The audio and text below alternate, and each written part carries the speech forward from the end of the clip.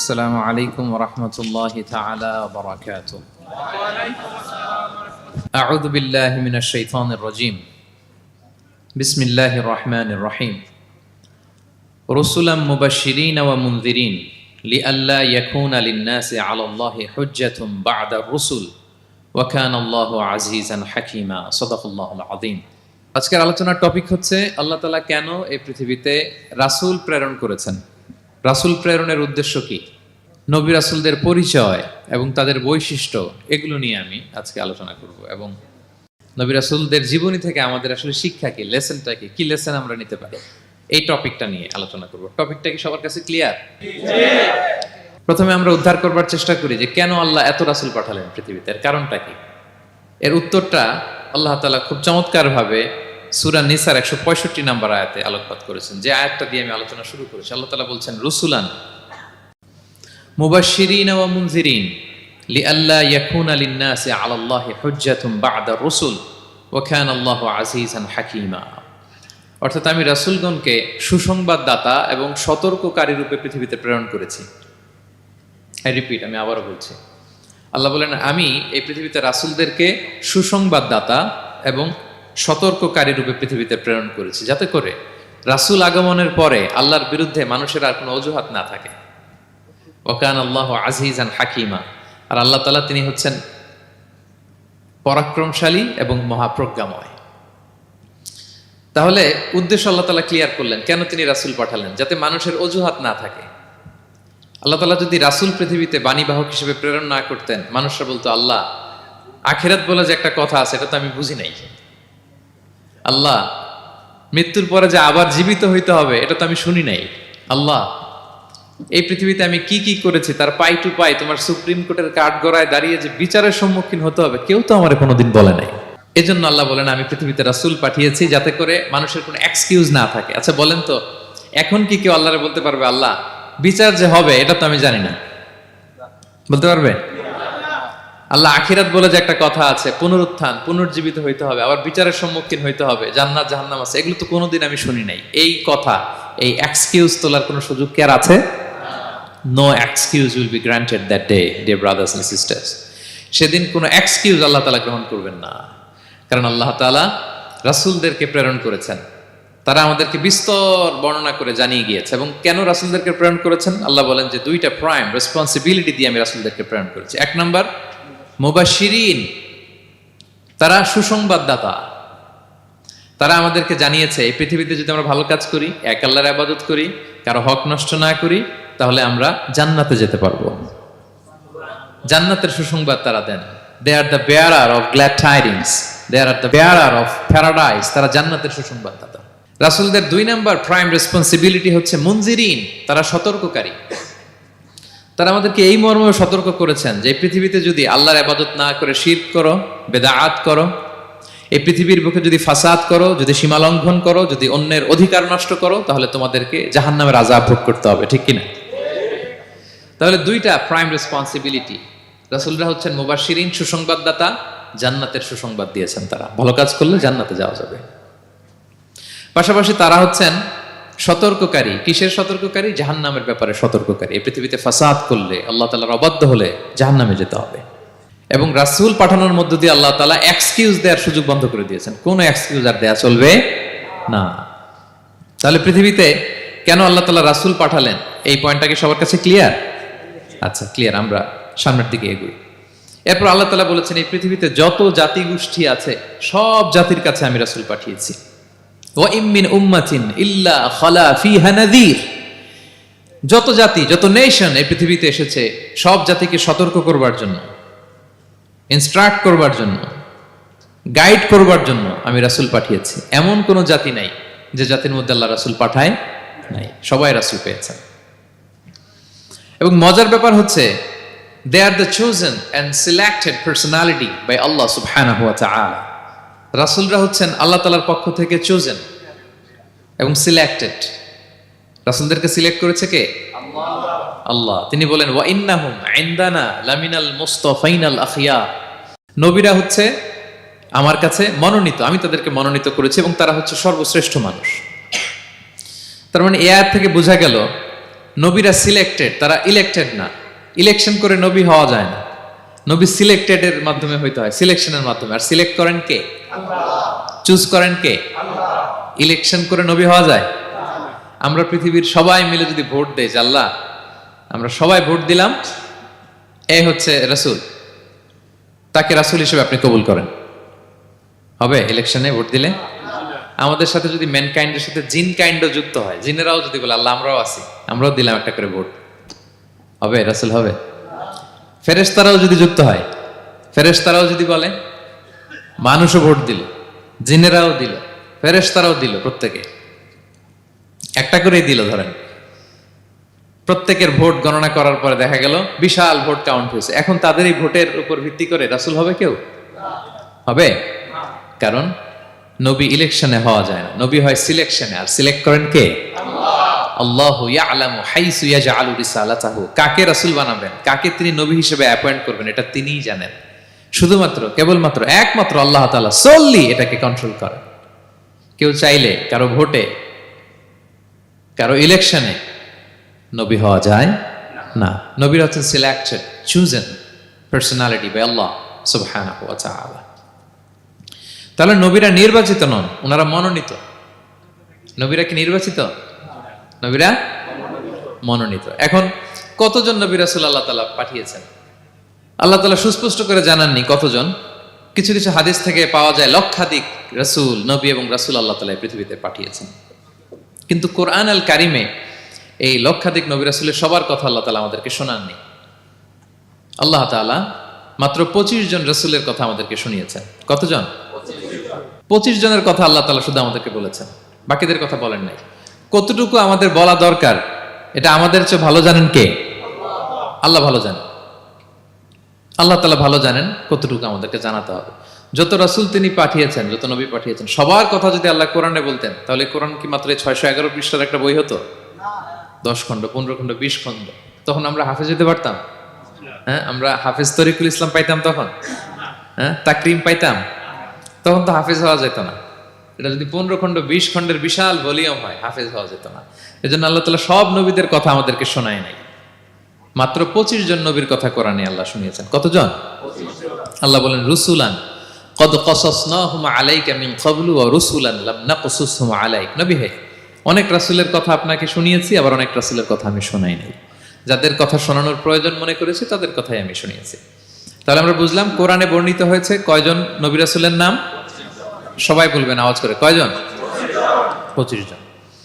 এবং এই 25 জন নবীর মধ্য থেকে 6 জনের নামে আল্লাহ 6টা সূরা ডেডিকেট করেছেন কোরআনে, 6টা সূরা উৎসর্গ করেছেন। সূরা ইউনুস, সূরা ইউসুফ, সূরা ইব্রাহিম, সূরা মুহাম্মদ, সূরা নূহ, সূরা হুদ। 6 জন নবী। কয়জন নবী? 6 নবীর নামে আল্লাহ তাআলা 6টা সূরা ডেডিকেট করেছেন। এবং এই যত নবী আল্লাহ তাআলা পাঠিয়েছেন, সব নবীর উপর ঈমান আনা আবশ্যক। হ্যাঁ, it's compulsory to believe in every messenger sent by Allah subhanahu wa ta'ala to validate our faith. আমাদের ঈমানটাকে প্রিজার্ভ করার জন্য সব নবীর উপর আমাদের ঈমান আনতে হবে, সব নবী। আমরা যে ঈমান আনি, ঈমানে মুফাসসাল, যেখানে 7টা বিষয়ের উপর বিস্তারিত ঈমানের যে ঘোষণা আমরা দেই, আমরা তো বলি যে ঈমানে একটা মুজমাল আর একটা কি মুফাসসাল। ঈমানে মুফাসসালে 7টা বিষয়ের প্রতি ঈমান আনতে হয়। আমানতু বিল্লাহি ওয়া মালাইকাতিহি ওয়া কুতুবিহি, তারপরে ওয়া রুসুলিহি, পাইছেন? ওয়াল ইয়াউমিল আখিরি ওয়া বিল কদরি খাইরিহি ওয়া শাররিহি মিনাল্লাহি তাআলা ওয়াল বা'সি বা'দাল মাউত। এই 7টা বিষয়ের উপর বিস্তর ঈমান আমাদের আনতে হয়। এই 7টার মধ্যে রাসূলদের ব্যাপার আছে না নাই? রাসূলদের উপর ঈমান আনতে হবে। যদি না আনি তাহলে আরকানুল ঈমান পূর্ণ হলো না, আমার ঈমান পরিপূর্ণ হবে না। তাহলে রাসূলদের উপর পূর্ণাঙ্গ ঈমান আনা এটা আবশ্যক। এবং এই সকল নবী এবং রাসূলদের একটাই ধর্ম ছিল। ধর্মটার নাম কি? সবাই বলুন, কি নাম? সবার একটাই ধর্ম, সব নবীর একটাই ধর্ম। কারণ আল্লাহর কাছে মনোনীত ধর্ম কয়টা? একটা। ইন্নাদ দীনা ইনদাল্লাহিল ইসলাম। আল্লাহর কাছে মনোনীত একটাই ধর্ম, সেটা হচ্ছে ইসলাম। এই যে ইহুদি বলে, নাসারা বলে, এগুলো ধর্ম না, এগুলো বংশ, গোষ্ঠী, জাতির নাম অনুসারে নামকরণ করা হয়েছে। যেমন নাসারা এসেছে, ঈসা আলাইহিস সালামের মা মারিয়াম ফিলিস্তিনের নাসিরিয়া শহরে জন্মগ্রহণ করেছেন। নাসিরিয়া, ওইখান থেকে আসছে নাসারা। ইয়াকুব আলাইহিস সালামের 10 ছেলে, এই 10 ছেলের মধ্যে থেকে এক ছেলের নাম হচ্ছে ইয়াহুদা। এই ইয়াহুদা থেকে এসেছে ইহুদি। কিন্তু সব নবীর ধর্ম একটা। আওয়াজ করে বলুন তো সবাই, সেটা কি? ইসলাম। সবার ধর্ম একটা ছিল, ইসলাম। বিষ্ণু ইসা ইসলাম বলেন, ওয়াল আম্বিয়াউ ইখওয়াতুন লিআল্লাতিন। সেই বুখারীর বর্ণনা, নবীগণ হচ্ছে একে অন্যের বৈমাত্রেয় ভাইয়ের মতো। বৈমাত্রেয় ভাই মানে মা ভিন্ন কিন্তু বাবা এক, এরকম হয় না? ধরেন আমার বাবা যদি একাধিক বিয়ে করে, তো প্রত্যেক স্ত্রী গর্ভে যদি সন্তান আসে, তো আমরা সবাই তো ভাই, কি বলেন? কিন্তু মা ভিন্ন। মা কি? তবে বাবা এক। নবীদের দৃষ্টান্তটা এরকম, আল আম্বিয়া ও ইখওয়াতুন লিআল্লাত। নবীরা হচ্ছেন বৈমাত্রেয় ভাইয়ের মতো, তাদের মা ভিন্ন কিন্তু বাবা এক। বিষ্ণু ইসলাম বলেন, উম্মাহাতুহুম শাত্তা ওয়া দীনুহুম ওয়াহিদ। তাদের শরীয়ত, তাদের বিধিবিধান এটা ভিন্ন ভিন্ন, কিন্তু তাদের দিন কি? এক। সেটা হচ্ছে ইসলাম। সকল নবীর ধর্মের নাম হচ্ছে ইসলাম। যেমন ইব্রাহিম আলাইহিস সালামের ব্যাপারে আল্লাহ তাআলা বলেন, মা কানা ইব্রাহিমু ইয়াহুদিয়ান ওয়ালা নাসরানিয়ান ওয়ালাকিন কানা হানিফাম মুসলিমা ওয়া মা কানা মিনাল মুশরিকিন। নবী ইব্রাহিম আলাইহিস সালাম উনি ইহুদিও ছিলেন না, নাসারাও ছিলেন না, উনি একনিষ্ঠ মুসলিম ছিলেন। কে ছিলেন? আল্লাহ নবী ইউসুফ আলাইহিস সালাম উনি সবসময় আল্লাহর কাছে দোয়া করতেন, আল্লাহ তাওয়াফানি মুসলিমান ওয়াল হিকনি বিসসালিহিন। আল্লাহ তুমি আমাকে মুসলিম হিসেবে মৃত্যু দিও আর সৎকর্মশীলদের সাথে অন্তর্ভুক্ত করে নিও। তো উনি মুসলিম না হলে এই দোয়া করতেন, আল্লাহ মুসলিম হিসেবে মৃত্যু দিও। সুলাইমান আলাইহিস সালাম রানী বিলকিসের কাছে একটা চিঠি লিখেছেন। এই চিঠি আবার পাঠিয়েছেন হুদহুদ পাখিকে দিয়ে। হুদহুদ পাখি ঠোঁটে করে এটা কামড় দিয়ে নিয়ে বিলকিসের রাজপ্রাসাদের ভেন্টিলেশনের ভিতর দিয়ে ঢুকে, বিলকিস লাঞ্চ করে বিশ্রাম নিতেছিল, এর বুকের উপরে চিঠিটা রেখে ফুরুত করে উড়াল দিছে হুদহুদ। খুলে দেখে অদ্ভুত এক চিঠি, ইন্নাহু মিন সুলাইমান ওয়া ইন্নাহু বিসমিল্লাহির রহমানির রহিম। তো বিলকিসকে উদ্দেশ্য করে সাল্লাল্লাহু আলাইহি ওয়াসাল্লাম বলেছিলেন, আল্লাহ তাআলু আলাইয়া ওয়াতুনি মুসলিমিন। বিলকিস অবাধ্য হয়েও না, বাড়াবাড়ি করো না, মুসলিম হয়ে আমার কাছে ফিরে আসো। কোন নবী বলছেন? তো উনি যদি মুসলিম না হতেন, উনি মুসলিম হওয়ার আহ্বান করতেন? প্রিয় ভাইরা, তাহলে সব নবীর ধর্ম একটা, সেটা কি? ইসলাম। সব নবী একই ধর্মের অনুসারী ছিলেন। এ পর্যায়ে আমরা কমন প্রফিটিক ফিচার্স, 10টা কমন ফিচার আছে যেটা সব নবীদের ক্ষেত্রে প্রযোজ্য। সব নবীদের ক্ষেত্রে এই ফিচারগুলো পাওয়া যায়। এই 10টা কমন ফিচার নিয়ে আলোচনা করবো ইনশাআল্লাহ। এই 10টা কমন ফিচারের 1 নম্বর হচ্ছে আল ওয়াহি। সকল নবীকে আল্লাহ তাআলা ওহী পাঠিয়েছেন, রেভেলেশন, প্রত্যাদেশ। ওহী মানে সিক্রেট মেসেজ, যেটা নবী শোনে আর আল্লাহ জানে, দুনিয়ার মানুষ এটা শোনে না। নবীরা বললে কেবল শোনে। সুবহানাল্লাহ বলেন। সব নবীকে আল্লাহ এই ওহীটা পাঠিয়েছেন। জিবরাইল আলাইহিস সালাম মারফত ওহী পাঠিয়েছেন, অথবা সরাসরি কিতাব পাঠিয়েছেন, কিংবা সহিফা পাঠিয়েছেন। আল্লাহ তাআলা ইরশাদ করছেন, ইন্না আওহাইনা ইলাইকা কামা আওহাইনা ইলা নূহি ওয়ান নাবিয়িনা মিন বা'দি। নবী নূহ আলাইহিস সালামের পরে সব নবীদের কাছে আমি যেমনি ওহী পাঠিয়েছি, আপনার কাছেও আমি এভাবে ওহী পাঠিয়েছি। সব নবীদের কাছে আমি এভাবে ওহী পাঠিয়েছি। সূরা বাকারার শুরুতে মুত্তাকিদের সংজ্ঞা দিতে যে আল্লাহ তাআলা বলেন, ওয়াল্লাযীনা ইউমিনুনা বিমা উনজিলা ইলাইকা ওয়া মা উনজিলা মিন ক্বাবলিক ওয়া বিল আখিরাতি হুম ইউকিনুন। মানে নবী হে, মুত্তাকি তো তারা যারা আপনার উপর যে কিতাব নাজিল হয়েছে এটার উপরও ঈমান আনে, ওয়া মা উনজিলা মিন ক্বাবলিক, এর আগে যত কিতাব নাজিল হয়েছে তার উপরও ঈমান আনে। তা আমরা যদি শুধু কোরআনের উপর ঈমান আনি হবে? তার আগে যত কিতাব, আসমানি কিতাব নাজিল হয়েছে এগুলোর উপরও ঈমান আনার দরকার আছে না নাই? বলেন বলেন। তাওরাতের উপর ঈমান আনতে হবে, জাবুর, ইনজিল, সুহুফে ইব্রাহিম ও মূসা সবগুলোর উপর ঈমান আনতে হবে। তো এই ওহীগুলো আল্লাহ তাআলা নাজিল করেছেন। তাহলে 1 নাম্বার কমন ফিচার হচ্ছে আল্লাহ তাআলা ওহী পাঠিয়েছেন, সব নবীকে ওহী দিয়েছেন। 2 নাম্বার ফিচার হচ্ছে same language of the people. নবীকে আল্লাহ তাআলা যেই জাতিগোষ্ঠীর কাছে পাঠিয়েছেন তিনি ওই জাতির ভাষাতেই কথা বলেছেন। ধরেন মালয় এলাকাতে যদি আল্লাহ নবী পাঠান আর ওই নবী যদি আরবিতে কথা বলে, তা আমাদের মালয়েশিয়ান ভাইরা বুঝবে? আচ্ছা, আরব দেশে যদি আল্লাহ একজন নবী পাঠান, ওই নবী ধরেন যে ম্যান্ডারিনে কথা বলে, চাইনিজ ভাষায়, আরবরা বুঝবে? চায়নাতে ধরেন আল্লাহ তাআলা এক নবী পাঠালো, সে ওখানে যে হিন্দি ভাষায় কথা বলে, চাইনিজ লোকেরা বুঝবে না। তাহলে যেই জাতির কাছে আল্লাহ পাঠাইছেন ওই জাতির ভাষা দিয়ে আল্লাহ নবীকে পাঠাইছেন। সুবহানাল্লাহ। আল্লাহ তাআলা ইরশাদ করেন, ওয়ামা আরসালনা মির রাসূলিন ইল্লা বিলিসানি কওমিহি লিউবাইয়িনা লাহুম।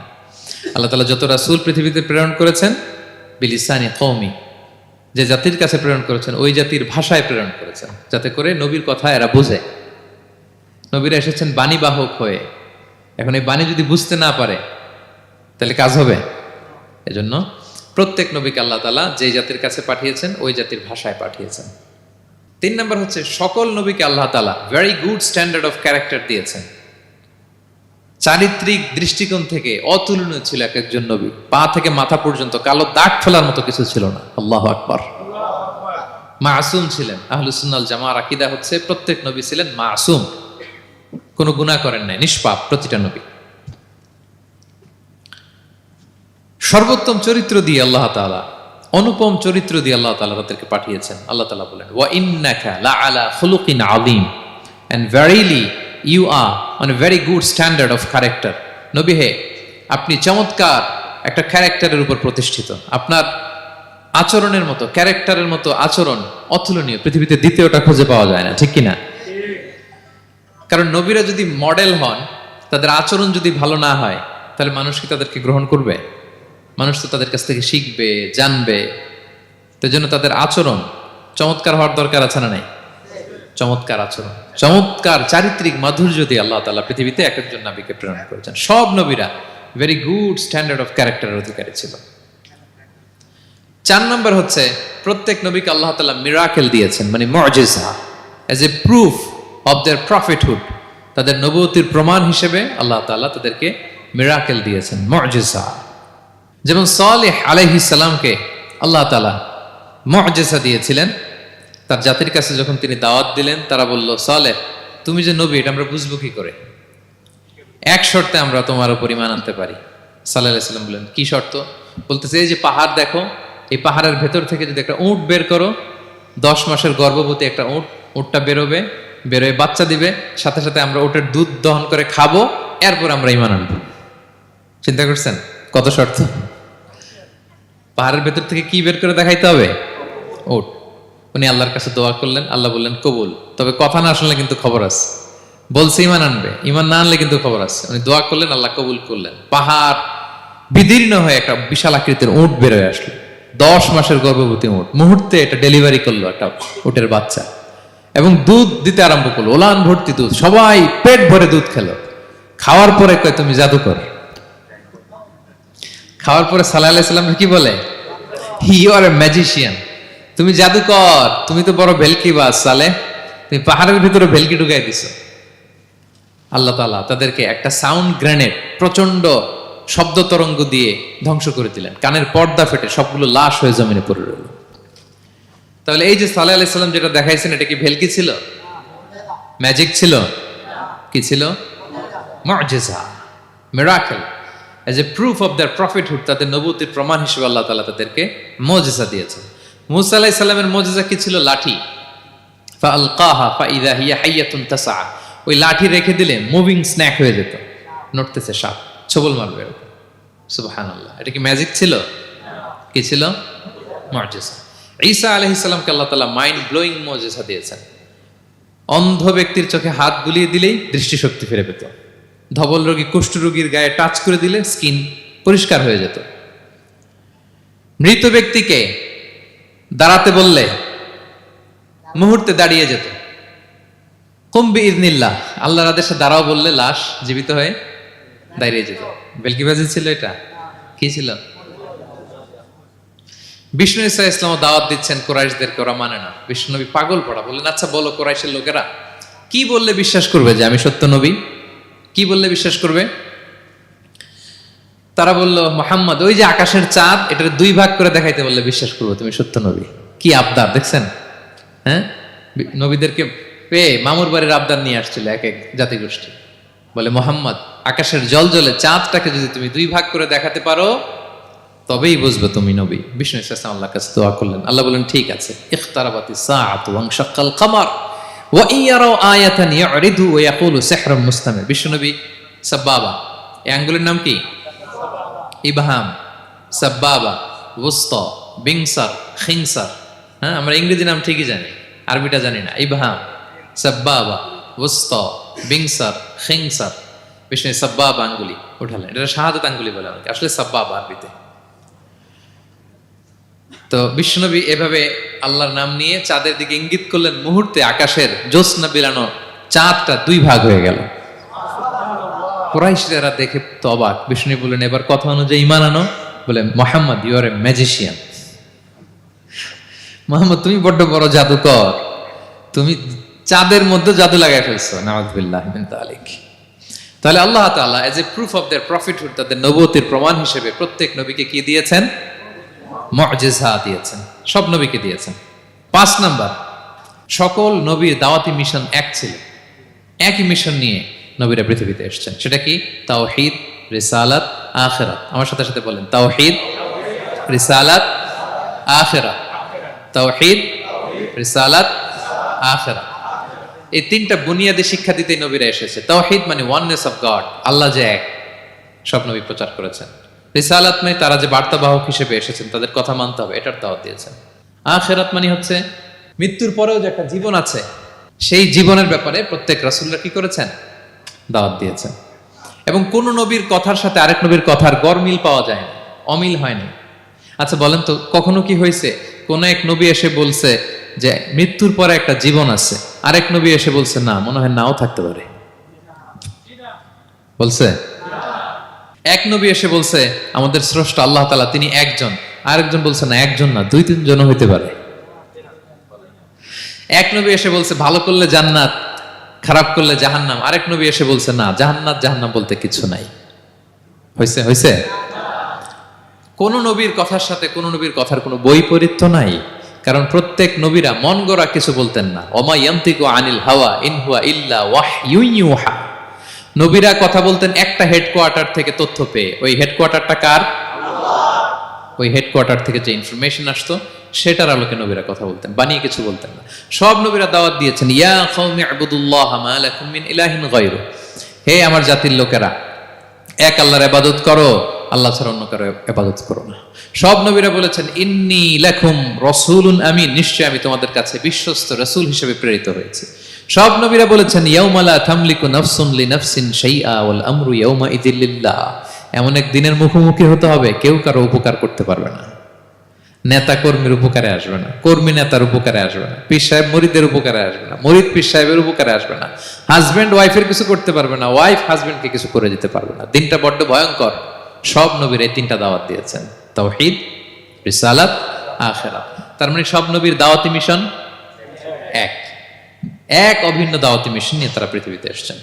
6 নাম্বার, এই পৃথিবীতে যত রাসূল এসেছে, নবী এসেছে, তারা প্রত্যেকে মানুষ ছিলেন।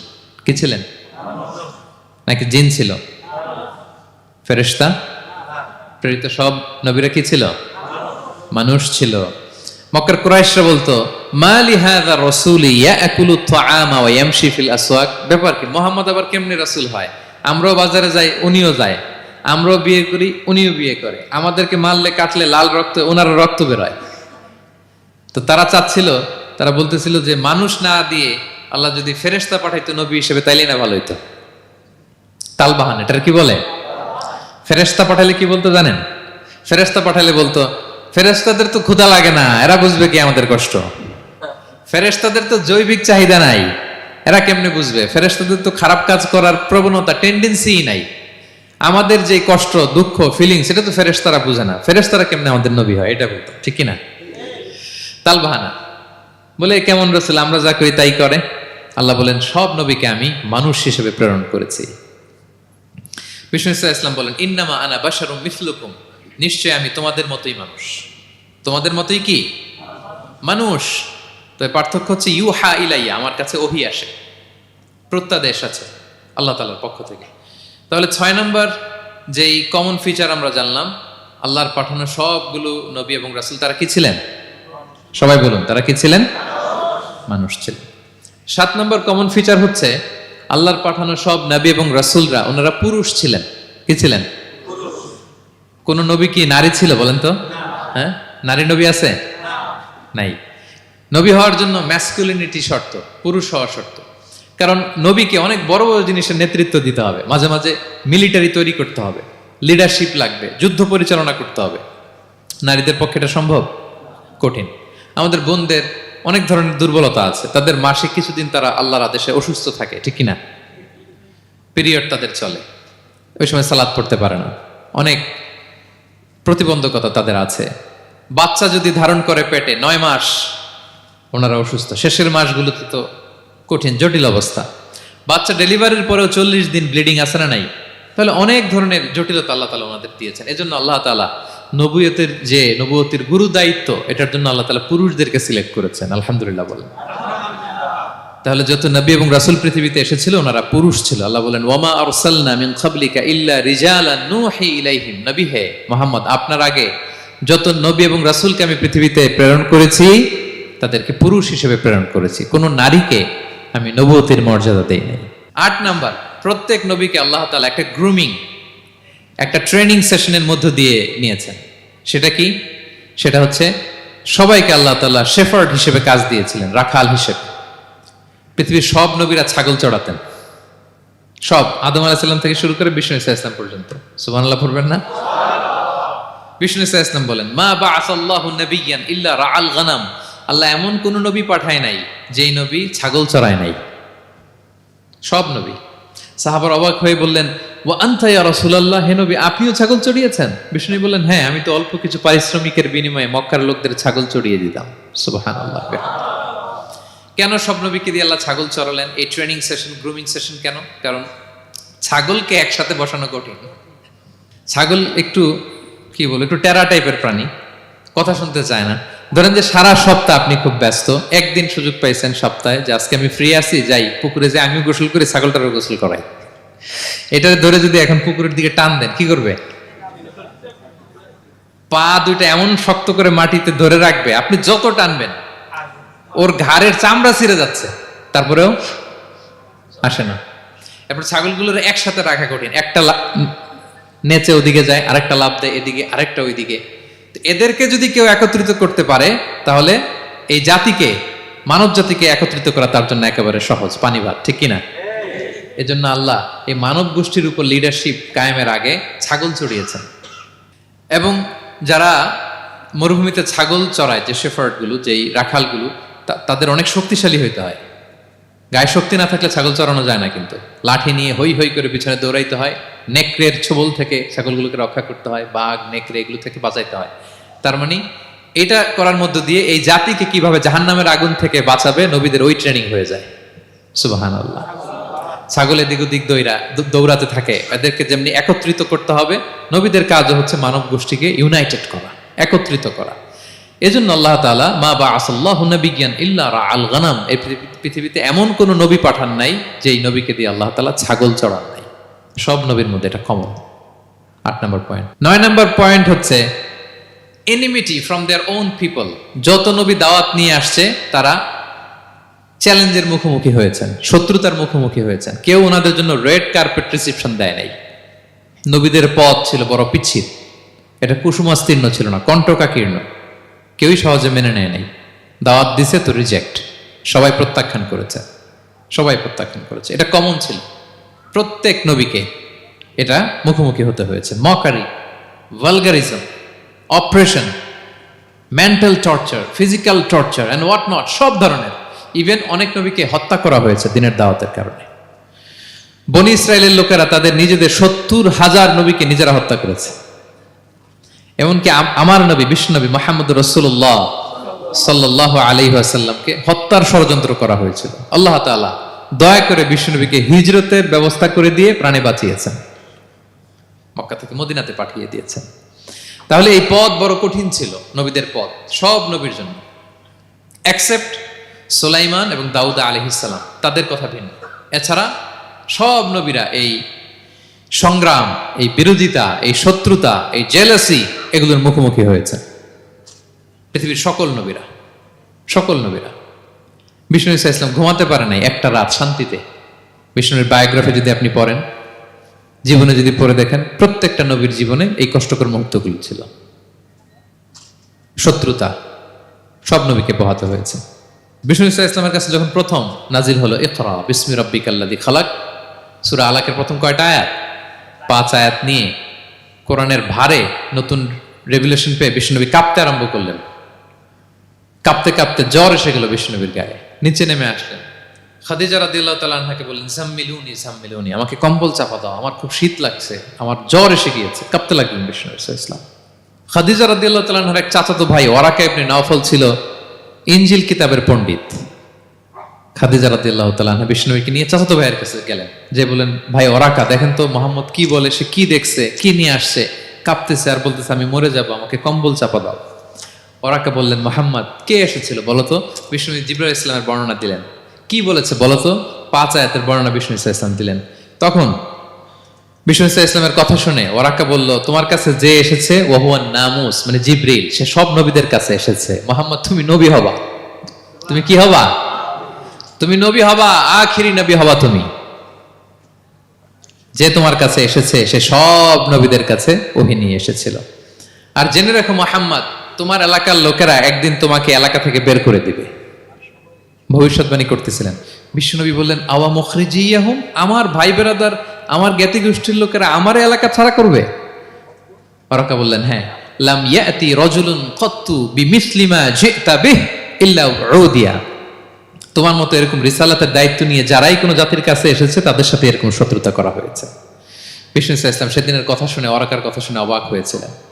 তাহলে সব নবীদের ক্ষেত্রে 9 নম্বর কমন বৈশিষ্ট্য হচ্ছে তাদেরকে বাধার সম্মুখীন হতে হয়েছে। এখনো যারা নবীদের পথে চলবে বা চলে তাদের জীবনে বাধা বিপত্তি আছে না নাই? হ্যাঁ, তারা জেনে বুঝেই এই পথে এসেছে, তারা হিসাব মিলিয়েই এই পথে নেমেছে। এজন্য বাধা বিপত্তি চ্যালেঞ্জ কোন মুমিনকে তার রাস্তা থেকে সরাতে পারে না, ঠিক কিনা বলেন? এক চুলো নড়াতে পারে না। এটা নবীদের পথ, এটা নবীওয়ালা কাজ। এখানে জুলুম থাকবে, এখানে বাধা বিপত্তি থাকবে, এখানে চ্যালেঞ্জ থাকবে। এই পথটা সোজা, সিরাতুল মুস্তাকিম। যদি শেষ মাথায় যাওয়া যায়, ডাইরেক্ট জান্নাতুল ফিরদাউস। আলহামদুলিল্লাহ। তাহলে সব নবীরা বাধার সম্মুখীন হয়েছে। 9টা কমন ফিচার গেল। 10 নম্বর, দ্য লাস্ট কমন ফিচার, পৃথিবীর সব নবীরা ইন্তেকাল করেছেন, আর কোন নবী আসবে না। আসবে? পৃথিবীর সব নবীরা মারা গিয়েছেন, কিন্তু আলামুল বারজাখে, বারজাখের জগতে নবীরা জীবিত। আই রিপিট, আমি আবারও বলি, প্রত্যেক নবী তার কবরে জীবিত। আলামুল বারজাখে। আমরা এই দুনিয়াতে আসার আগে যেই জগতে ছিলাম, ওই জগৎটার নাম হচ্ছে আলামুল আরওয়াহ, মানে রুহের জগৎ। সেখান থেকে আমরা এই জগতে এসেছি, এটার নাম আলামুদ দুনিয়া, দুনিয়ার জগৎ। আবার মৃত্যুর পরে যে নতুন এক্সটেশনে আমরা যাব, সেটার নাম হচ্ছে আলামে বারজাখ, বারজাখের জগৎ। নবীরা ওই বারজাখের জগতে জীবিত। বিষ্ণু ইসলাম সুনানে আবু দাউদের হাদিসে বলেন যে, ইন্নাল্লাহা হাররামা আলাল আরদি আন তাকুলা আজসাদাল আম্বিয়া, আল্লাহ তাআলা এই জমিনকে, নবীদের দেহকে কনজিউম করাকে হারাম করে দিয়েছেন। মানে জমিনের জন্য নবীদের লাশকে পচিয়ে ফেলা, খেয়ে ফেলা হারাম। যত নবী যেখানে ইন্তেকাল করেছেন, তাদের পবিত্র দেহ মোবারক এখনো আগের মতো একেবারে যখন মৃত্যুবরণ করেছিলেন তখন লাশটা যেমন তাজা ছিল, এখনো প্রত্যেকে তার কবরে এরকম তাজা লাশ নিয়ে শুয়ে আছে। প্রত্যেক নবী কবরে জীবিত। বিষ্ণু ইসলাম ওনার কবরে জীবিত। তবে এটা বারজাকি জগতে। এই দুনিয়া তিনি যেভাবে জীবিত ছিলেন ওইভাবে না, বারজাকি জগতে জীবিত। আমরা যখন প্যারা নবীর উপর সালাম পৌঁছাই, দুরুদ পড়ি, প্রত্যেক ফেরেশতা, একটা ফেরেশতা আছে এই দুরুদগুলোকে নিয়ে বিষ্ণুবীর কাছে পৌঁছায়। আপনার বাবার নাম, আপনার নাম বলে ফেরেশতা বলে যে অমুকের ছেলে অমুক আপনাকে সালাম দিয়েছে। বিষ্ণুনবী কবর থেকে নিজে ওই সালামের উত্তর বলে, কারণ বিষ্ণু ইসলাম বারজাকের জগতে তিনি জীবিত। হায়াতুন নবী, বারজাকের জগতে তিনি জীবিত। আরেক হাদিসে বিষ্ণু ইসলাম বলেন, আল আম্বিয়া ও আহিয়াউন ফি কুবুরিহিম ইউসাল্লুন, নবীরা তাদের কবরে জীবিত, সেখানে তারা সালাত আদায় করে। নবীরা তাদের কবরে কি করে? সালাত আদায় করে। তাহলে এই 10টা হচ্ছে কমন ফিচার্স এবং প্রফিটস। সব নবীদের মধ্যে এই বিষয়গুলো পাওয়া যায়। সর্বশেষ পয়েন্ট হচ্ছে lessons from the life of the profits. এত নবী রাসূল আল্লাহ তাআলা আমাদের হেদায়েতের জন্য পাঠালেন, তাদের জীবনী থেকে আমাদের জন্য শিক্ষা কি, লেসন কি, এটা জানার দরকার আছে না নাই? বলেন, কি লেসন আমরা নিব? অনেক লেসন আছে। আমি সংক্ষিপ্ত পরিসরে 2-1টা বলি। আমি আমার মিজানুর রহমান আজহারি ভেরিফাইড ইউটিউব চ্যানেলে প্রফেট সিরিজ নামে একটা সিরিজ করেছি, 25 পর্বের। কোরআনে কয়জন নবীর নাম উল্লেখ হয়েছে? 25। আর আমার চ্যানেলে কয় পর্ব? তার মানে 25 জন নবীর ব্যাপারে আমি ওয়েল ডকুমেন্টেড ম্যানারে একাডেমিকলি আলোচনা করেছি। আপনারা শুনবেন, আপনাদের জন্যই করেছি, শুনবেন আপনারা। এবছর 21শে বইমেলায় আপনারা শুনেছেন আমার একটা বই প্রকাশিত হয়েছে। বইয়ের নাম হচ্ছে জেগে ওঠো আবার। এটা আমি নিজে লিখেছি। আরেকটা বই 6 খণ্ডের আমি সম্পাদনা করেছি, সেটা হচ্ছে ছোটদের নবী রাসূল। বইটার নাম কি? ছোটদের নবী রাসূল। সত্যায়ন প্রকাশন থেকে 6 পর্বের খুব চমৎকার গ্রাফিক্যাল ইউজার ইন্টারফেস দিয়ে আপনার সোনামণিরা, বাচ্চারা তারা জেনে যাবে যে তাদের আসল আইকন কারা, তাদের আসল সুপার হিরো কারা, তাদের অনুসরণীয় অনুকরণীয় ব্যক্তিত্ব হবে কারা। এই বইটা লিখতে সম্পাদনা করতে আমাদের অনেক চ্যালেঞ্জ আমরা ফেস করেছি, কারণ এটা আপনাদের জন্য লিখি নাই, লিখছি কাদের জন্য? বাচ্চাদের জন্য। সো আমি বাচ্চাদেরকে গল্প শোনাচ্ছি এরকম একটা ভাব নিয়ে লিখেছি। আমি বারবার ভেবেছি যে আমার ছোট্ট মেয়েটাকে যদি আমি শোনাই, ওকে বুঝাইলে ও কিভাবে বললে বুঝবে। গল্পের মতো করে খুব রস দিয়ে আনন্দ দিয়ে প্রতিটা বাক্য এভাবে সাজানো হয়েছে। 6 খণ্ডের ছোটদের নবী রাসূল সিরিজ, যদি সুযোগ হয় আপনারা সংগ্রহ করবেন। বড়দের নিয়েও আমরা নবী রাসূলদের উপর আমাদের সামনে কাজ আসবে, আমরা জানাবো। তো আজকের এই কায়েত ফাউন্ডেশন বাংলাদেশের এই প্রোগ্রামের সর্বশেষ যে পয়েন্টটা আপনাদের সামনে আমি উপস্থাপন করতে চাই সেটা হচ্ছে lessons from the life of the profits. নবী রাসূলদের জীবনী থেকে আমাদের জন্য কি শিক্ষা। 25 জন নবীকে কভার করা সম্ভব হবে না, আমি সেখান থেকে মাত্র 7 জন নবীর জীবনী থেকে 7টা শিক্ষা 7 মিনিটে বলে আমরা শেষ করে দেব ইনশাআল্লাহ বিইذنিল্লাহ।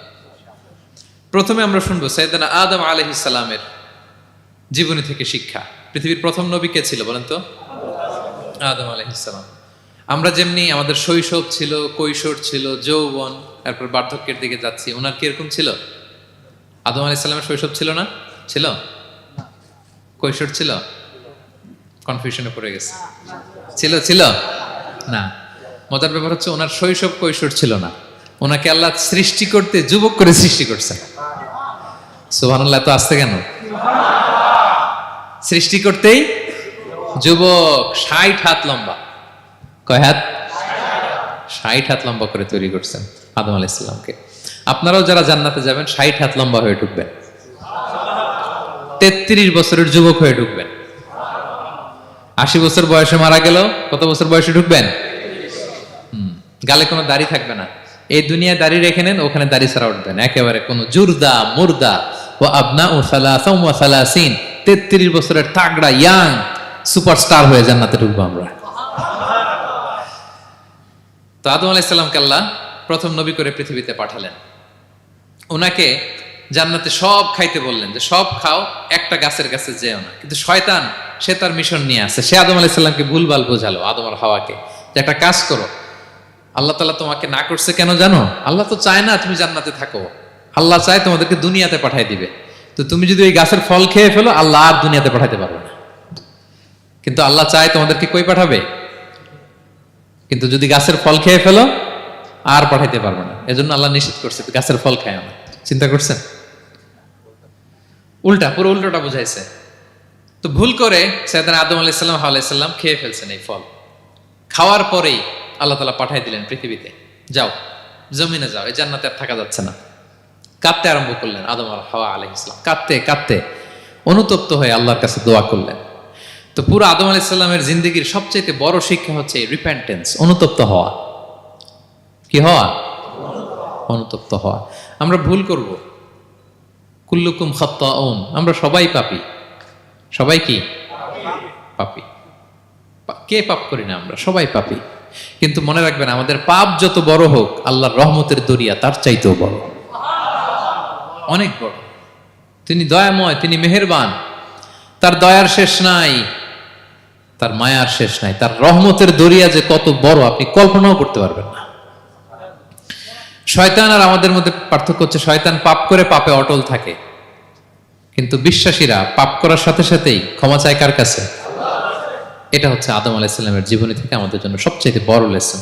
সাইয়েদনা আদম আলাইহিস সালাম উনি ভুল করে যখন বুঝতে পারলেন, অনুতপ্ত হলেন, চোখের পানি ছাড়লেন। 2 ফোঁটা পানি আল্লাহর কাছে সবচাইতে প্রিয়। এক হচ্ছে জেহাদের ময়দানে মুজাহিদের গা বেয়ে ঝরে পড়া রক্তের ফোঁটা, 2 হচ্ছে অনুতপ্ত বান্দার চোখের পানির ফোঁটা। অনুতপ্ত বান্দা নিজের ভুল স্বীকার করে মাথাটা নিচু করে চোখের পানি ছেড়ে দিয়ে যখন আল্লাহর কাছে কাঁদে, তার চোখের পানি চোখ বেয়ে নাকের ডগা বেয়ে জমিনে ড্রপ করার আগেই আল্লাহ তার সব গুনাহ মাফ করে দেয়। সাইয়েদনা আদম আলাইহিস সালাম কাঁদতে আরম্ভ করলেন, কাঁদতে কাঁদতে অনুতপ্ত হয়ে দোয়া করলেন, রব্বানা যালামনা আনফুসানা ওয়া ইল্লাম তাগফির লানা ওয়া তারহামনা লানাকুনান্না মিনাল খাসিরিন। রব্বানা, হে আমাদের রব, যালামনা আনফুসানা, আমরা আমাদের নফসের উপর জুলুম করেছি, ভুল করেছি, অন্যায় করেছি, অপরাধ করেছি। ওয়া ইল্লাম তাগফির লানা, আল্লাহ তুমি যদি ক্ষমা না করো, তুমি যদি মাফ না করো, লানাকুনান্না মিনাল খাসিরিন, আল্লাহ আমরা ধ্বংস হয়ে যাব, আমরা ক্ষতিগ্রস্ত হয়ে যাব, আমরা লুজার হয়ে যাব। এই বাক্যগুলো বলে বলে যখন আল্লাহ তাআলার কাছে দোয়া করলেন, আল্লাহর রহম হলো। আল্লাহ দয়া করে সাইয়েদনা আদম আর হাওয়া আলাইহিস সালামকে ক্ষমা করে দিলেন।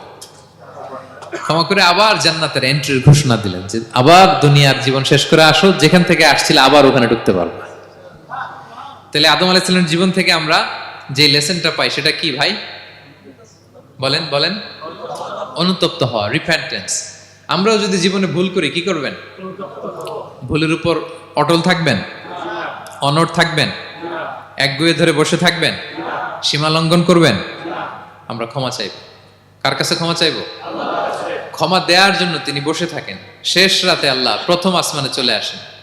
প্রথম আসমানে এসে ডাকতে থাকেন, আলা মিন মুস্তাগফিরিন আগফির আলা, কে ক্ষমা চাবা? কে পাপ করেছে, জুলুম করেছে, বলো, আমি ক্ষমা দেওয়ার জন্য আসছি। আলা মিন মুস্তারজিকিন আরযুক আলা, কার রিজিকের দরকার, কার চাকরি নাই, কার ব্যবসা মন্দা, আমার কাছে চাও, আমি আল্লাহ বাড়িয়ে দেব। কার কি লাগবে বল, আমি দেব। আল্লাহ তাআলা দেওয়ার জন্য আসছে, আমি নেয়ার জন্য উঠতে পারি না। আমরা যেন আল্লাহ তাআলার কাছে চাই বেশি বেশি, এবং ভুল করলে যেন আমরা অনুতপ্ত হই। ভুল করলে আমরা কি হব? সাইয়েদনা আদম আলাইহিস সালামের জীবন থেকে আমরা এটা শিখলাম। 2 নম্বরে সাইয়েদনা নূহ আলাইহিস সালামের লাইফ থেকে আমরা কি শিখি?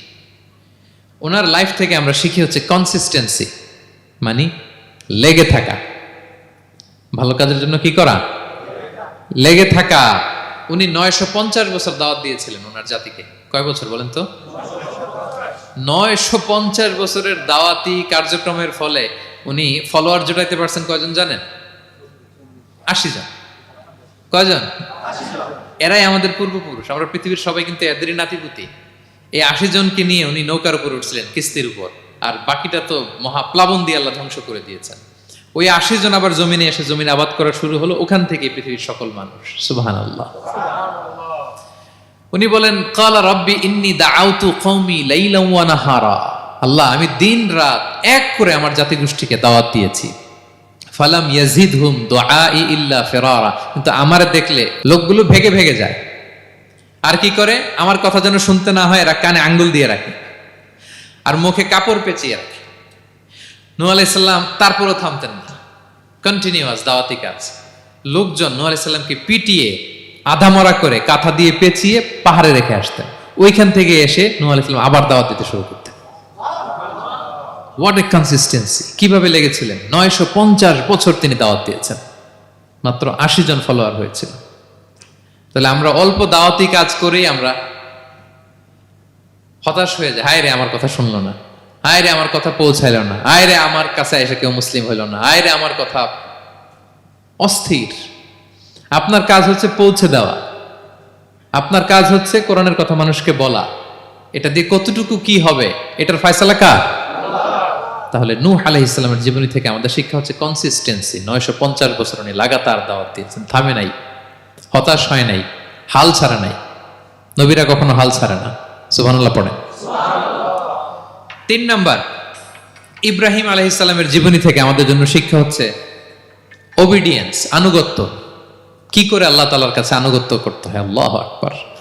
আমি মনে হয় 1 ঘন্টার উপরে আলোচনা করেছি আমার প্রফেট সিরিজ ইব্রাহিম আলাইহিস সালামের জীবনী নিয়ে। ওনার পুরো জীবনটা, আল্লাহ কোনো কিছু বলতে দেরি, আল্লাহর আদেশের সামনে মাথা পেতে দিতে ইব্রাহিম আলাইহিস সালামের দেরি হয়নি। আল্লাহ বলছেন আসলিম, ওয়া ইয ক্বালা রাব্বুহু আসলিম ক্বালা আসলামতু লিরাব্বিল আলামিন। হে ইব্রাহিম সারেন্ডার, কয় সারেন্ডার। সুবহানাল্লাহ। ইব্রাহিম আনুগত্য করো, আল্লাহ আনুগত্য করছি। ওনার সন্তান হয় না 86 বছর বয়সে একটা সন্তান দিলেন আল্লাহ তাআলা। আমাদের এখানে কার বয়স কত? সর্বোচ্চ বয়স কত আছি আমরা? এদিকে 60 বছরের উপর তো কেউ নাই, ঠিক কিনা? 86 বছর বয়সে আল্লাহ সন্তান দিয়েছেন, ইসমাঈল আলাইহিস সালাম। কত বছর বয়সে? সন্তানটা আদরের নাকি? হ্যাঁ, আদরের না? শেষ কালে একটা সন্তান পেলেন 86 বছর বয়সে। ইব্রাহিম আর হাজেরার ঘরকে উজাড় করে ফুটফুটে এক সন্তান ইসমাঈল আলাইহিস সালাম আসলেন। ভালোবাসা, আদর যেন ঠিকরে পড়ে, এত গদগদ ভালোবাসা। এবার বললেন যাও হাজেরা আর দুধের সন্তান ইসমাইলকে মরুভূমিতে ফেলে দিয়ে আস। বলতে দেরি, রেখে আসতে দেরি নেই। এটাই হচ্ছে ইব্রাহিম আলাইহিসসালামের আনুগত্য। ধুধুমরু প্রান্তরে হাজেরা আর ইসমাইল আলাইহিসসালামকে রেখে আসলেন, চলে আসলেন। বুকটা ফেটে চৌচির, 86 বছর বয়সে একটা দুধ সন্তান পেলাম, দুধের বাচ্চা আমার স্ত্রী সহ মরুভূমিতে রেখে আসলাম। রেখে আবার থাকাও যাবে না, যাও তুমি ফিলিস্তিনে, এরা থাকবে মক্কায় মরুভূমির মাঝখানে। পরে আল্লাহ জুরহুম কওমের মাধ্যমে এদেরকে পানি, জামজাম অনেক কিছু দিলেন। লম্বা ঘটনার দিকে যাচ্ছে। এরপর হৃদয় যখন ফেটে চৌচির হয়ে যায়, তখন আল্লাহ তাআলা বলেন ঠিক আছে যাও, যা একটু ছেলেরা দেখে আসো। এবার যে দেখে ছেলেরা আরো মায়া লাগে, কারণ একটু বড় হয়েছে তো, এবার দৌড়াইতে পারে, হাঁটতে পারে। সুবহানাল্লাহ বলেন। এবার যখন দৌড়াইতে পারে, হাঁটতে পারে, আব্বু আব্বু বলে ডাকতে পারে, মায়াটা যখন একটু গাঢ় হয়েছে, আল্লাহ বলে এবার ছেলেরা জবাই কর। দেখছেন কি পরীক্ষা? 86 বছর বয়সে সন্তান পেল, রেখে আসলো মরুভূমিতে, একটু বড় হইল, দেখা করতে গেল, এবার বলে জবাই করো। জবাই করো বলতে দেরি, ছুরি চালাতে দেরি হয়নি। কুরবানির ইতিহাস লম্বা, ইতিহাস দিকে যাব। এরপরে আল্লাহ কবুল করলেন। এরপরে বললেন বাপ বেটা মিলে মরুভূমির মধ্যে ঘেমে ঘেমে একটা ঘর বানাও। এরপরে ঘোষণা দাও মানুষকে, যেটা আমার ঘর। বাপ বেটা মিলে কষ্ট করে একটা ঘর বানালেন। এবার বললেন আজান দাও, ঘোষণা দাও, সবাই যেন এখানে আসে। আল্লাহ কারে ঘোষণা দিব? কেউ তো নাই। বলতেছে তুমি ঘোষণা দাও, এই ঘোষণার শব্দ পৃথিবীর সব মানুষের কর্ণকুহরে আমি আল্লাহ নিজ দায়িত্বে পৌঁছে দেব। আমরা যারা রুহের জগতেও তখনও ছিলাম, যারা লাব্বাইক বলতে পেরেছি, তাদের ঠিকই নসিবে ওই কাবা ঘর জিয়ারতের নসিব হয়ে যাবে। উনি ঘোষণা দিলেন, দেখেন কেউ নাই, ধুধুমরু প্রান্তর। আজকের মক্কাকে কল্পনা করেন তো কি অবস্থা। এই রমজানের লাস্ট 10 ডেজ অফ রমাদান আপনি জায়গা পাবেন? হজের চেয়েও বেশি মানুষ। কিভাবে আল্লাহ কবুল করেছেন, কিভাবে আনুগত্য, সাবমিসিভনেস, নিজেকে আল্লাহর কাছে পুরো সুপর্দ করা, এর নমুনা সাইয়েদনা ইব্রাহিম আলাইহিস সালাম পেশ করেছেন। তাহলে সংক্ষিপ্ত কথা হচ্ছে, আল্লাহ নবী ইব্রাহিম আলাইহিস সালামের জীবনী থেকে আমাদের জন্য শিক্ষা হচ্ছে অবিডিয়েন্স, আনুগত্য। কিভাবে আল্লাহর আদেশের সামনে মাথা পেতে দিতে হয়। পারা যাবে তো? হ্যাঁ, ওই ইব্রাহিম আলাইহিস সালামের রক্ত আমাদের দেহে বহমান। আমরাও নবী ইব্রাহিমের উত্তরসূরি। নবী ইব্রাহিমের আলাইহিস সালামের মতো আমরাও ইসলামের জন্য জীবন বিলিয়ে দেওয়ার দরকার আছে না নাই? বলেন বলেন। শক্ত পদে আমাদেরকেও এরকম স্যাক্রিফাইসের মেন্টালিটি অর্জন করতে হবে। অবিডিয়েন্স, আনুগত্যের শিক্ষা আমরা নবী ইব্রাহিম আলাইহিস সালামের কাছ থেকে পাই। 4 নম্বর, ইয়াকুব আলাইহিস সালাম, ওনার জীবনী থেকে শিক্ষা হচ্ছে পেশেন্স, ধৈর্য। আমাদের অনেকের ধৈর্য নাই, আমরা অস্থির, অল্পতে ধৈর্য হারাই ফেলি। ধৈর্য এমন একটা গাছ, এই গাছের সারা গায়ে অনেক কাঁটা, কিন্তু এই গাছের ফল বড্ড মিষ্টি। ধৈর্য এমন একটা গাছ, গাছের সারা গায়ে কি, কিন্তু ফলটা। ইয়াকুব আলাইহিস সালামের কলিজার টুকরা ইউসুফ আলাইহিস সালামকে ভাইয়েরা মেরে আহত করে কুয়ায় ফেলে দিছে। কুয়া থেকে নিয়ে মিশরে বিক্রি করে দিছে। এখন এতিম হয়ে আরেক জায়গায় থাকে। বাবার কলিজা ফেটে যায়, ছিঁড়ে যায়, কিন্তু কাউরে বিচার দেয় না, কাউরে কিছু বলে না। উনি বলে ইন্নামা আশকু বাসি ওয়া হুজনি ইলাল্লাহ, আমার দুঃখ, কষ্ট, মনের জ্বালার যন্ত্রণা আমি একজনের বলি, তিনি কে? আল্লাহ। ধৈর্য ধারণ করলেন। প্রাপ্তবয়স্ক অবস্থায় ওনার ছেলে বানিয়ামিন, তাকেও হারালেন। আবার বলে আমি কাউরে বিচার দিই না, একজনের বলে, তিনি কে? আল্লাহ। এই 2 ছেলের শোকে কাঁদতে কাঁদতে অন্ধ হয়ে গেলেন। আল্লাহু আকবার। সাইয়েদনা ইয়াকুব আলাইহিস সালাম একবার ধৈর্য হারা হন নাই। তাহলে আল্লাহ নবী ইয়াকুব আলাইহিস সালামের জীবনী থেকে আমাদের জন্য শিক্ষা হচ্ছে পেশেন্স। বিপদে আমরা কি ধরবো? ধৈর্য ধারণ করব। 5 নম্বরে ইউসুফ আলাইহিস সালামের জীবনী থেকে আমাদের শিক্ষা হচ্ছে he is the archetype of good character, উন্নত চরিত্রের মডেল।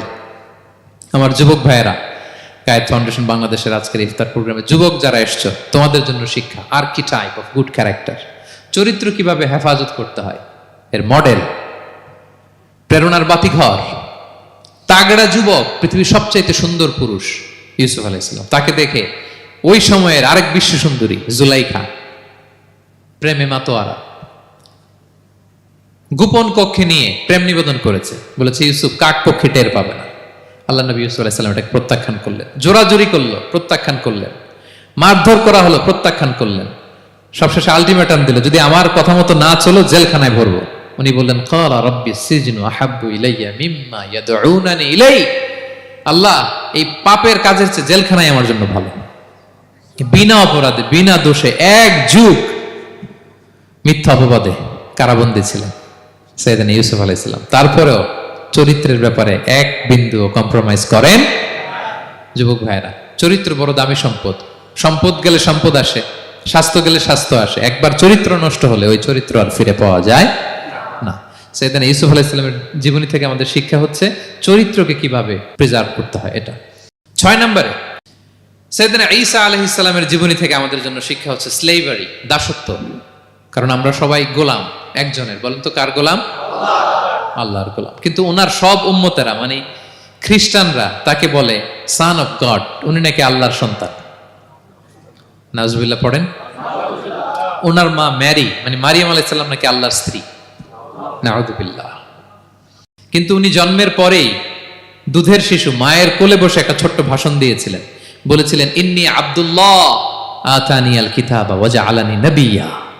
আল্লাহ আমাকে আল্লাহর গোলাম বানিয়ে পাঠিয়েছেন। দেখেন কি নবী, প্রথমে এসে বলেন আমি কিন্তু রাসূল। একে তো দুধের শিশু, মুখের প্রথম কথা কি? ইন্নী আব্দুল্লাহ, আমি আল্লাহর গোলাম। যাতে করে পুরো খ্রিস্ট সমাজের বিরুদ্ধে দলিল হয়ে থাকে যে তোমাদের নবী পৃথিবীতে এসে তার মুখ নিঃসৃত প্রথম শব্দটাই ছিল আমি আল্লাহর দাস, আমি আল্লাহর গোলাম। এবং উনাকে ওনার মাকে আল্লাহ স্পেশাল ইন্টারোগেট করবেন কিয়ামতের দিন। ঈসা, মারিয়াম, তোমরা কি বলে আসছিলা যে তুমি আমার বউ আর তুমি আমার সন্তান? ওনারা কাচুমাচু করে থার করে কাঁপবে আল্লাহর সামনে, কারণ এটা শিরকের প্রশ্ন। তারা বলবে আল্লাহ আমরা যদি বলতাম আপনি তো জানতেন, আপনি যা শিখিয়েছেন আমরা তাই বলেছি। আল্লাহ জানেন যে উল্টাপাল্টা কিছু বলে নাই, তারপরেও কোটি কোটি মানুষের সামনে এত বিশাল জনগোষ্ঠী কেন এই নবীকে আল্লাহর সন্তান বললো? আল্লাহ তাআলা ঈসা আলাইহিস সালামকেও ছাড়বেন, জিজ্ঞেস করবেন। তিনি বলবেন আল্লাহ আমি যে তোমার গোলাম এটার দাওয়াত দিয়েছি, আর আজীবন গোলামের মতোই ছিলাম। ঈসা আলাইহিস সালাম কৃষকের সাথে, মজুরের সাথে, কুলির সাথে, ধোপাতের সাথে বন্ধুত্ব করেছিলেন। সমাজের নিচু শ্রেণীর লোকেরা ছিল তার ফলোয়ার। আল্লাহু আকবার। তাহলে সাইয়েদনা ঈসা আলাইহিস সালামের জীবনী থেকে আমরা শিখলাম আমরা সবাই আল্লাহর গোলাম, আল্লাহর দাস। সর্বশেষ নবী, বিশ্ব নবী, পেয়ারা নবী মুহাম্মদুর রাসূলুল্লাহ সাল্লাল্লাহু আলাইহি সাল্লামের জীবনী থেকে কি শিক্ষা? এই শিক্ষা তো বলতে গেলে ঘন্টার পর ঘন্টা লাগবে। একটা শিক্ষা শুধু বলি, সেটা হচ্ছে মার্সি। ওমা আরসালনাকা ইল্লা রাহমাতাল লিল আলামিন। I have sent you as a mercy for the entire universe. নবী হে, আমি আপনাকে গোটা বিশ্বের সবার জন্য রহমত করে প্রেরণ করেছি। তিনি মানুষের জন্য রহমত, তিনি প্রাণীর জন্য রহমত, তিনি পাখির জন্য রহমত, তিনি স্ত্রীদের জন্য রহমত, তিনি উম্মতের জন্য রহমত, তিনি তার ফলোয়ার সাহাবীদের জন্য রহমত। ঠিক কিনা? তিনি কত রহমতের নবী ছিলেন? বিষ্ণু ইসলাম কতটা রহমতের নবী ছিলেন? ছোট্ট একটা উদাহরণ দিয়ে শেষ করি। বিষ্ণু ইসলাম বলেন লিকুল্লি নাবিয়িন দাওয়া মুস্তাজাবা। আল্লাহ প্রত্যেকটা নবীকে একটা করে দোয়ায়ে মুস্তাজাবা দিয়েছেন। মানে এমন দোয়া, এই দোয়া করতে দেরি কিন্তু দোয়া কবুল হতে দেরি হয়। সব নবীকে আল্লাহ বলছেন এই নবীরা তোমাদের প্রত্যেককে একটা করে দোয়া করার সুযোগ দিলাম এই দুনিয়াতে, এবং দোয়াটা করার সাথে সাথেই কবুল করে ফেলবে। বিষ্ণু বলেন লিকুল্লি নাবিয়িন দাওয়া মুস্তাজাবা। সব নবীরা একটা করে দোয়া মুস্তাজাব পেয়েছেন, দাআউ বিহা। আর নবীরা ওই দোয়াটা দুনিয়াতেই করে ফেলছে। সব নবীর ওই স্পেশাল দোয়া যেটা করলেই কবুল, ওটা সব নবীরা কি করছে? দুনিয়াতেই করে ফেলেছে। কিন্তু বিশ্বনবী বলেন ওয়া ইন্নী আখতাবিউ দাওয়াতি শাফাআতান লি উম্মতি ইয়াউমাল কিয়ামা। আমি আমার সেই দোয়াটা এই দুনিয়ার বুকে অন্যান্য নবীদের মতো করি নাই। আমি আমার দোয়াটা আমার গুনাহগার উম্মতের জন্য কিয়ামতের কঠিন দিনে তারা যখন মুসিবতে পড়ে যাবে, ওই মুসিবত থেকে বাঁচার জন্য ওই দোয়াটা আমি আমার উম্মতের জন্য রেখে দিয়েছি। ওয়া ইন্নী আখতাবিউ দাওয়াতি শাফাআতান লি উম্মতি ইয়াউমাল কিয়ামা। সব নবীরা এই দোয়াটা করেছে, দুনিয়াতেই কবুল হয়ে গিয়েছে। কিন্তু বিষ্ণুনবী বললেন আমি চাইলে এই দোয়াটা করতে পারতাম। তায়েফের ময়দানে বিষ্ণুনবী ওই দোয়া করলে বিষ্ণুনবীর গা দিয়ে রক্ত ঝরে না। কুরাইশদের সাথে বিষ্ণুনবীর 3 বছর জেল খাটা লাগে না। মদিনাতে বিষ্ণুনবী অনেক না খেয়েছিলেন, পেটে পাথর বেঁধেছিলেন, দোয়া করলে জান্নাত থেকে খাবারের বস্তা চলে আসতো, মুহূর্তেই কবুল। জীবনের কোনো কঠিন পরিস্থিতিতে বিষ্ণুনবী এই দোয়াটা করে নাই। বিষ্ণু বলেন আমি আমার এই দোয়াটা স্পেশালি আমার গুনাহগার উম্মতের জন্য রেখে দিয়েছি। কিয়ামতের কঠিন ময়দানে আমার গুনাহগার উম্মত যখন বিপদে পড়ে যাবে, তাদেরকে ওই বিপদ থেকে বাঁচানোর জন্য ওই দোয়াটা আমি প্রিজার্ভ করে দিয়েছি। বিষ্ণু ইসলাম আমার জন্য এই দোয়াটা রেখে দিয়েছেন। প্রিয় ভাইয়েরা, এই দোয়াটা আপনার জন্য রেখে দিয়েছেন। বিষ্ণুনবী দোয়াটা আমাদের জন্য রেখে দিয়েছেন। চাইলে এই দুনিয়াতে এই দোয়াটা করতে পারতেন, করেন নাই। সব নবীরা করে ফেলেছেন। এজন্য বিষ্ণুনবীকে বলা হয়েছে ওমা আরসালনাকা ইল্লা রাহমাতাল লিল আলামিন। নবী হে, I have sent you as a mercy for the entire universe. গোটা বিশ্বের জন্য আপনাকে আমি রহমত করে প্রেরণ করেছি। আপনি রহমতের নবী, আপনি দয়ার নবী, মায়ার নবী। বিষ্ণুনবীর জীবনী থেকে শিক্ষা হচ্ছে আমরাও যেন আমাদের অধীনস্থ যারা আছে তাদের প্রতি যেন রহমদিল হই, আমরা আমাদের প্রতিবেশীদের প্রতি যেন রহমদিল হই, আমরা আমাদের ফ্যামিলির সদস্যদের প্রতি যেন রহমদিল হই। এই মার্সি, এই দয়া মায়ার ছোঁয়া যেন বিষ্ণুনবীর উম্মত হিসেবে আমাদের হৃদয়েও থাকে। সবাই পড়ি আমিন। তাহলে সম্মানিত সুধী, নবীদের এই লাইফ লেসন থেকে আমরা যেগুলো শিখলাম এগুলো আমাদের জীবনে বাস্তবায়নের দরকার আছে না নাই? বলেন বলেন। বেশি বেশি নবীদের জীবন চর্চা করবেন তো? প্রফেট সিরিজের যে লেকচারগুলো আপনাদের জন্য রেখেছি আপনারা শুনবেন তো? সবাই ছেলে মেয়েদেরকে নবীদের জীবনী শেখাবেন তো? তারাই হচ্ছে আমাদের রিয়াল হিরো, তারাই হচ্ছে সুপার হিরো, দে আর আওয়ার আইকন। এবং আমাদের হেদায়েতের জন্য তাদেরকে আল্লাহ তাআলা আমাদের কাছে পাঠিয়েছেন নবী হিসেবে, রাসূল হিসেবে। নবীরা যেই পথে চলেছেন, যে দিক নির্দেশনা আমাদেরকে দিয়েছেন, আমরা যেন আমাদের জীবনকে ওই পথে ওই মতে পরিচালিত করতে পারি। আল্লাহ তাআলা আমাদের সবাইকে কথাগুলো বোঝা আর আমল করার তৌফিক দান করুন। হাযা মা ইনদি ওয়াল ইলমু ইনদাল্লাহ আলাইহি তাওয়াক্কালতু ওয়া ইলাইহি উনীব। ওয়াসসালামু আলাইকুম ওয়া রাহমাতুল্লাহি তাআলা ওয়া বারাকাতুহু।